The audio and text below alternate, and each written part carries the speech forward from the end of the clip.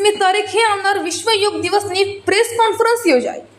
10મા આંતરરાષ્ટ્રીય યોગ દિવસની ગુજરાત તેમજ ખેડા જિલ્લામાં ઉજવણી થનાર છે, ત્યારે યોગ માટે પ્રજાને અવગત કરવા આજે કલેક્ટર દ્વારા પ્રેસ કોન્ફરન્સ।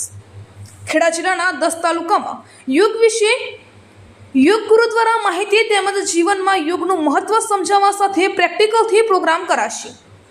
યોગ ભગાવે રોગનું સૂત્ર સાથે જ્યારે ભારત વિશ્વગુરુ બનવા આગળ વધી રહ્યો છે, ત્યારે ખેડા જિલ્લાની 21 અલગ અલગ સંસ્થા તેમજ NGO દ્વારા કાર્યક્રમને યોગ્ય રીતે આગળ ધપાવવા સહકાર।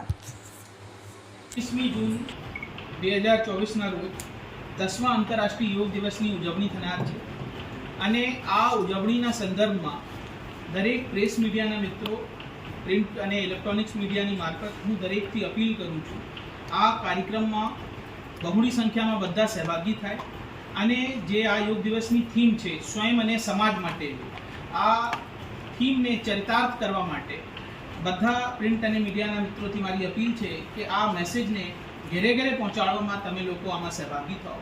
આ જિલ્લાની અંદર આશરે 5 લાખથી વધારે લોકો આ કાર્યક્રમમાં જોડાવનાર છે।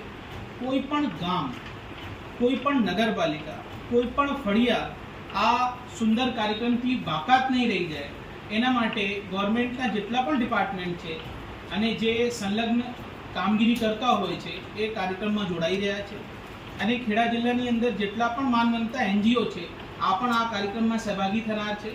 તો લોકશાહીના ચોથા સ્તંભ તરીકે આપણે પણ આમાં સહભાગી થવાનું છે એવી મારી એક અભ્યર્થના છે અને જે કાર્યક્રમના સ્થળ છે ત્યાં LED મારફત ત્યાં નિદર્શન થશે, જેનાથી લોકો સહેલાઈથી આમાં યોગમાં સહભાગી થઈ શકે। 3000થી વધારે યોગના જે ઇન્સ્ટ્રક્ટર છે એ લોકો પણ આ કાર્યક્રમમાં મદદરૂપ રહેશે।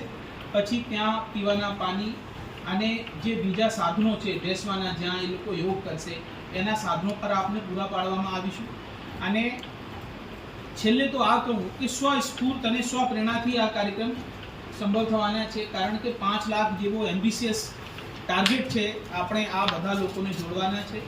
તો આપના પાસે આજે 18 તારીખથી લઈને કંઈક 3 દિવસ જેવા છે, તો 3 દિવસમાં આપણે ઘેર ઘેર આ સ્વયં અને સમાજ માટે યોગનો મેસેજ પણ પહોંચાડવાનું જે ફરજ છે, આમાં બધા આપણા વહીવટીતંત્ર અને એ સમાજના જે કાર્યક્રમ છે આમાં સહભાગી થાય એવી હું અભ્યર્થના કરું છું। ધન્યવાદ।